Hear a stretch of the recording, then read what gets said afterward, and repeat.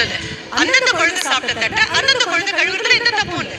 அதுல இருக்கக்கூடிய கருவேப்பிலை, அதுல இருக்கக்கூடிய மிளகா அதெல்லாம் கொண்டு போய் எங்க போடணுமா போட்டுட்டு அதிகம் தண்ணி செலவாக அதே சமயம் ஒழுங்காவும் தட்டை கழுவ முடியும் அப்படின்னு சொன்னா அதுக்கு நான் ஒரு காரணம் சொன்னேன். பள்ளிக்கூடத்துல இந்த குழந்தை இதை படிச்சது அப்படின்னா நாளைக்கு வீட்டுல தாய் தகப்பனுக்கு உதவும்.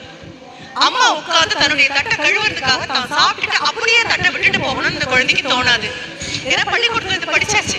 அடுத்தவங்க தட்டை கழுவல, தட்டை கழுவுது அப்படின்னா அம்மா கிட்ட சொல்லும், நான் உங்களுக்கு உதவுறேம்மா, தட்டை கழுவுறதுக்கு நான் வரேம்மா அப்படின்னு சொல்லும்.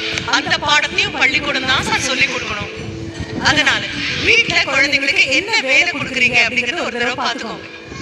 வேலை கொடுக்கணும் அப்படிங்கிறது என்னுடைய வீட்டு வேலையும் செஞ்சுட்டு பள்ளிக்கூடத்துக்கும் வர குழந்தைங்களை நான் பார்த்திருக்கேன். அந்த குழந்தைங்க அதிக மதிப்பெண் வாங்குறதையும் நான் பார்த்திருக்கேன். ரொம்ப அன்பு காமிக்கிறதா நினைச்சு செல்லம் கொடுத்து